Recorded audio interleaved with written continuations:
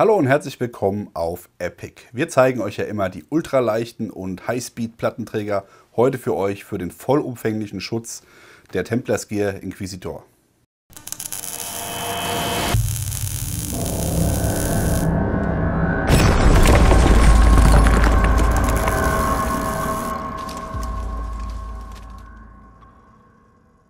Hat sich ja inzwischen durchgesetzt, dass ein Plattenträger ultraleicht sein muss, möglichst wenig Material, möglichst dünne Schultern, keine Polsterung, ja, hauptsächlich auch nur gemacht, um Platten zu tragen. Auf Weichballistik wird fast immer verzichtet, beziehungsweise wenn überhaupt dann noch so als Bäcker hinter der Platte, also auch in Form von einer Platte, eine Weichballistik hinten dran. Aber was dabei vergessen wird, dass viele Leute ja, gerade hier im Behördenbereich, Polizei, Dienststellen oder sonstige Einrichtungen, dass die eigentlich ja nur eine Weichballistik brauchen und die Platte eventuell nur noch mal als Bonus haben. Und genau dafür ist der Inquisitor von Templars Gear gedacht. Das ist ein typischer, klassischer Plattenträger oder eine Schutzweste, wie man dazu früher gesagt hat, aus den guten alten Eagle-Zeiten, wo es noch die Cirras gab. Und genau so ist dieser Plattenträger hier auch aufgebaut. Wir gehen erstmal über die Features, bevor ich hier von der Schutzwirkung spreche und was wir hier an Schutz eingebaut haben. Wer Templars Gear nicht kennt, Firma aus Polen, machen wirklich sehr, sehr gutes Gear, muss ich sagen. Wir haben da schon mal andere Plattenträger im Test gehabt und uns auch mal angeschaut. Also die sind wirklich sehr, sehr gut, diese Plattenträger. Hier jetzt beim Inquisitor ist die neueste Variante, also auch mit den Rockschnallen. Die alten Plattenträger von Templars Gear sind ja nur mit Klett gekommen. Hier wird jetzt überall Rock verwendet. Das heißt, ich kann hier wirklich auch schnell entsprechend dann den Gurt lösen an den Kammerband, an der Hüfte und auch hier oben natürlich an den Schultern. Also ein Schnellabwurfsystem ist damit hinfällig, weil ich einfach mache klack, klack und damit ist das Ding komplett entfernt. Ja, ansonsten verwendet Templars Gear 500er Cordura. Im Lasercut-Stil, wie ihr hier sehen könnt. Ihr habt überall hier über die komplette Fläche Molle-Schlaufen als Lasercut-Ausführung, um da entsprechend Zubehör anzubringen. Hier oben habt ihr entsprechend ein Klettfeld, wo Patches aufgesetzt werden können. Hier unter dem Elastik verbergen sich zwei ganz normale Fastex-Verschlüsse für 25 mm Buckles. Wir haben jetzt von Templars Gear keinen Frontpanel mit dabei, aber ich habe hier eins von Direct Action. Das ist nämlich auch das, worauf ich hinaus wollte, nämlich die Kompatibilität zu anderen Herstellern. Ja? Das heißt, es ist völlig egal, ob ihr von Templars Gear hier eine Flap dran macht oder von Direct Action. Ich mache es jetzt mal nur auf einer Seite fest, dass ihr es sehen könnt. Hier entsprechend, das wäre jetzt die Variante mit Direct Action. Hier muss ich sagen, diese Schutzteile, diese elastischen Schutzteile, die sind sehr, sehr gut, weil ein Schnellabwurf ist hier nicht möglich. Das heißt, ihr werdet auf keinen Fall diese Frontflaps schnell verlieren. Also man muss da wirklich ein bisschen mit der Hand reindrücken, damit das funktioniert. Haben wir nochmal einen anderen Hersteller. Das wäre jetzt hier Haley Strategic.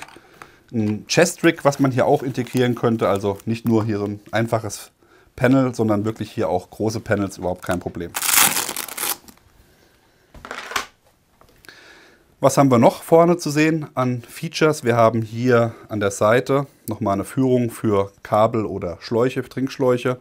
Das wäre da schon vorhanden.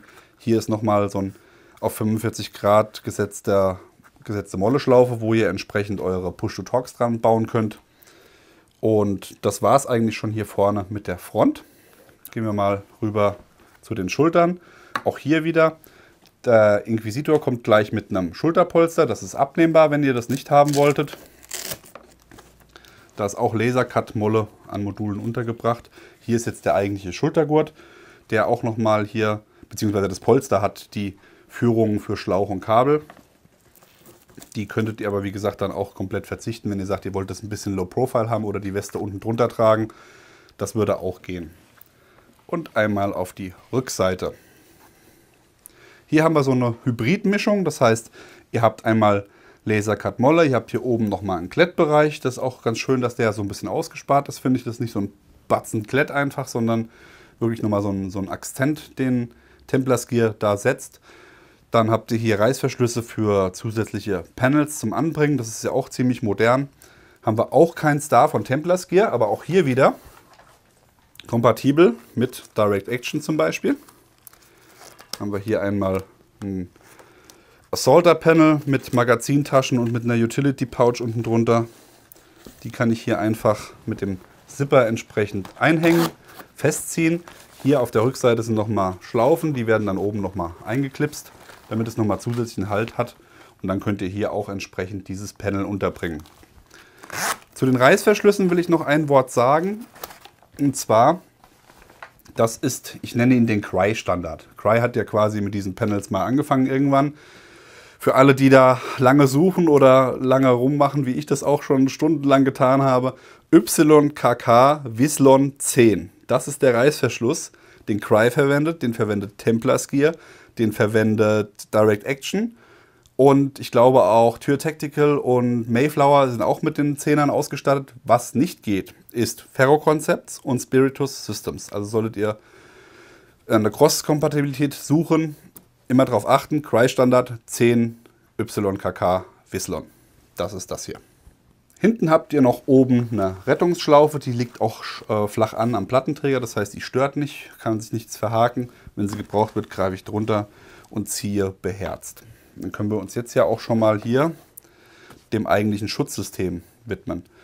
Wie ich schon gesagt habe, das ist eine Schutzweste. Das heißt, wir haben Weichballistik und Hartballistik. Nochmal für euch oder für diejenigen, die jetzt nicht unbedingt damit was anfangen können. Weichballistik ist normalerweise dafür gedacht, um Projektile von Kurzwaffen zu stoppen. Also sprich 9 mm, was gibt es noch, 45er und. Das kommt dann immer auf die Schutzklasse drauf an. Also unsere Polizei zum Beispiel verwendet hauptsächlich Weichballistik in den Schutzwesten. Da ist keine Platte drin. Die Platte ist eher für Langwaffen gedacht.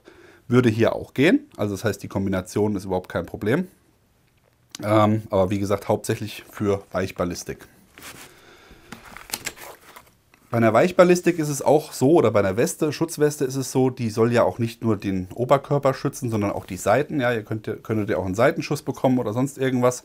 Und da ist es auch bei den meisten Schutzwesten so, wie auch hier bei Templars Gear, dass ihr hier eine Überlappung habt, dass hier der Schutz in dieser Flappe weiterläuft. Also die ballistische Einlage, die holen wir gleich nochmal raus, geht hier weiter und wird hier nochmal überlappt. Ne? Das heißt, ihr habt unten drunter, ich mache mal hier auf der anderen Seite auf, dann kann man das besser sehen. Das ist jetzt so rum blöd. Dann drehe ich es nochmal weiter. So, klappen wir das einmal hoch, dass ihr es sehen könnt. Da ist unten drunter nochmal quasi ein Kammerband oder ein Becken-Bauchgurt, der einmal diese Flappen hier unten an den Körper schon mal hält. Und dann wird die andere einfach noch oben drüber gepackt und fertig. Wie ihr hier auch sehen könnt, habt ihr hier auf den Flügeln auch nochmal Molle-Schlaufen. Das würde bedeuten, dass wenn ihr Magazintaschen einsetzen wollt, könnt ihr hier ultraflache Magazintaschen hier hinsetzen und dann entsprechend einfach hier den Kammerband drüber legen. Und hier könnte man dann nochmal irgendwas drauf bauen. Das heißt, ihr habt dann so ein Sandwich-Prinzip, wo die Magazintaschen dazwischen liegen, was nochmal ein zusätzliches Feature ist, was ich sehr cool finde. Eingestellt werden beide Kammerbands übrigens hier hinten im unteren Bereich. Da macht ihr hier die Molleflappe auf. Und da habt ihr hier unten drunter ganz normal mit Klett, könnt ihr die Größenverstellung vornehmen. Das ganze System ist auch Laminat. Das Ende ist aber hier aus elastischem Material, das heißt, es flext auch schön mit. Der Bereich für den inneren Kammerband, der wird hier aufgeklettet. Den habe ich jetzt, weil die Puppe nicht so einen Bauchumfang hat wie ich, muss ich das ein bisschen nach hinten setzen. Weil die Schutzweste ist in Größe Large. Das heißt, der hier hätte wahrscheinlich ein S oder ein M gebraucht. Das heißt, hier habt ihr auf den Flügeln auf der Innenseite nochmal ein Klett, wo da entsprechend dann normalerweise der Innengurt befestigt wird. Der geht nicht bis ganz nach hinten. Ihr könnt den Schutz jetzt modular hier aufbauen. Ihr könnt entweder noch einen Tiefschutz aufbauen, den haben wir jetzt nicht da, aber der würde auch hier für den Inquisitor würde der verfügbar sein. Ihr könnt die Schultern aufbauen und den Kragen aufbauen. Wir haben jetzt hier für euch einmal das Kragenmodul komplett im Ganzen, also quasi die Halskrause und die beiden Schultern. Das muss man aber separat ordern, das ist also nicht im Paket. Dazu, um das zu montieren, also ihr braucht natürlich die Weichballistik, die gibt es bei Best Protection, genauso wie auch den Plattenträger. Das heißt, ihr habt da entsprechend schon die richtig zugeschnittenen ballistischen Einlagen. Die packt ihr einfach hier in diese Module rein. Das ist mit Klett verschlossen. Hole ich mal hier eins raus, beispielhaft. So sehen die Teile aus. Ja. Die werden dann entsprechend einfach hier eingepackt.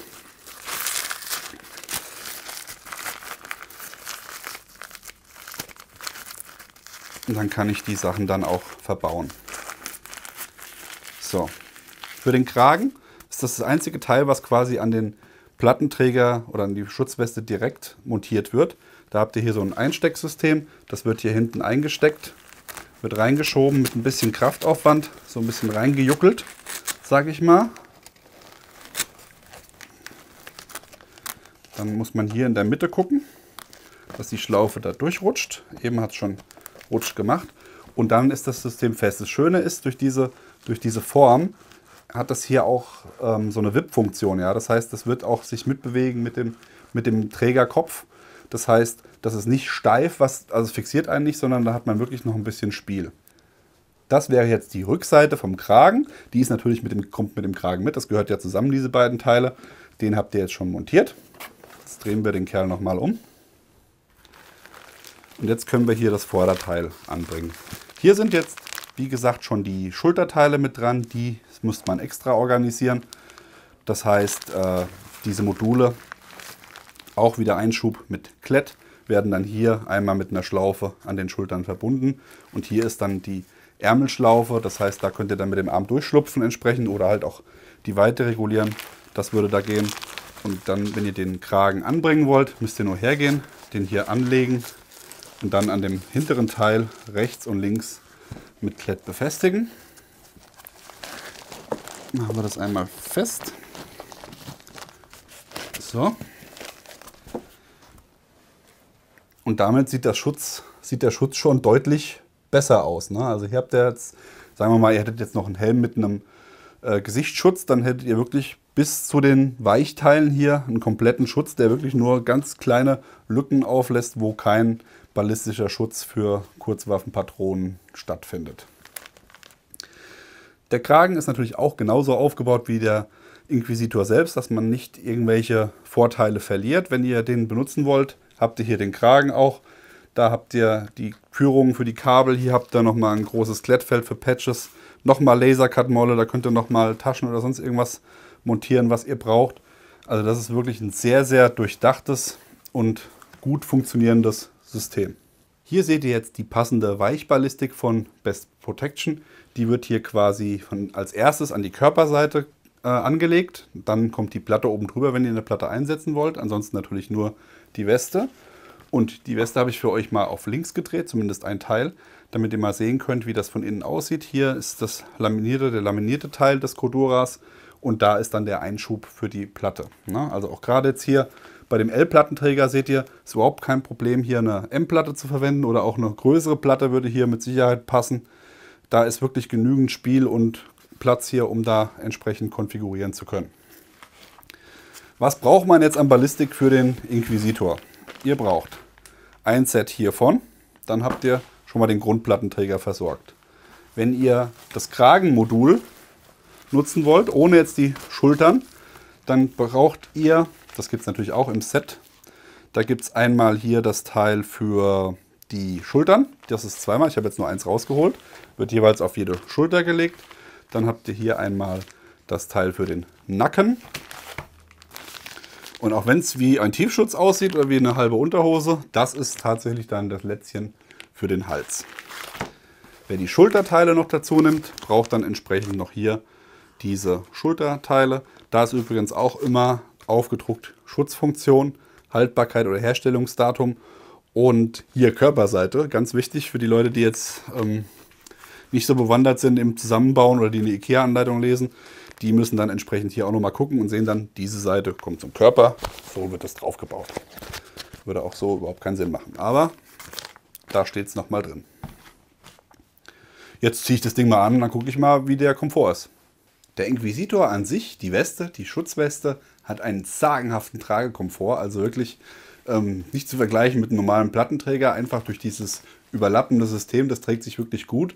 Natürlich wird der Tragekomfort hier, ich sehe ja aus, als würde ich die Schultern hochziehen die ganze Zeit, ist aber nicht so. Durch die Zusatzfeatures hier an Schutz wird der Tragekomfort natürlich hier ein bisschen minimiert. Aber ihr seht, der Kopf hat noch ein bisschen Freiheit. Nach unten gucken ist nicht Corona-konform in die Armbeuge niesen.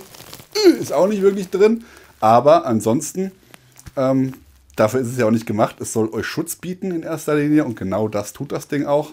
Super bequem, allerdings natürlich Bewegungsfreiheit eingeschränkt durch den Kragen und durch die Schulterpolster. Ohne wäre das natürlich jetzt eine super geile Sache. Deutlich besser. Ja, also so hat man wirklich eine super Weste, die euch einen perfekten Schutz bietet. Wie die Schutzwirkung von den Best Protection Produkten ist, können wir euch ja im Moment aktuell leider nicht zeigen. Aufgrund der Corona-Krise, alle Schießstände sind geschlossen. Aber wir werden das auf jeden Fall nachholen. Das heißt, sobald wieder Schießstände offen sind, werden wir für euch auch einen Beschusstest von den Produkten von Best Protection machen. Mehr gibt es zum Inquisitor eigentlich nicht zu sagen. Ist ja eine super umfangreiche Geschichte, das ganze Ding. Also gerade wenn jemand sagt, ich brauche eine Schutzweste für Weichballistik und möchte aber in der Lage sein, die entsprechend up oder down zu graden, um entsprechend dann auch bei Demonstrationen oder so mehr Schutz zu haben, um hier den Halsschutz zu haben, Schulterschutz zu haben, einen Tiefschutz zu haben. Das wäre überhaupt kein Thema. Beim Inquisitor könnt ihr alles anbauen, der ist hochmodular. Alle Teile und auch alle Einlagen, alle ballistischen Einlagen bekommt ihr bei Best Protection. Wenn euch das Video gefallen hat, lasst ein Like da. Wenn ihr noch Fragen zum Inquisitor habt, schreibt es in die Kommentare. Schaut euch auf jeden Fall mal auf der Seite von Best Protection die Templars Gear Produkte an.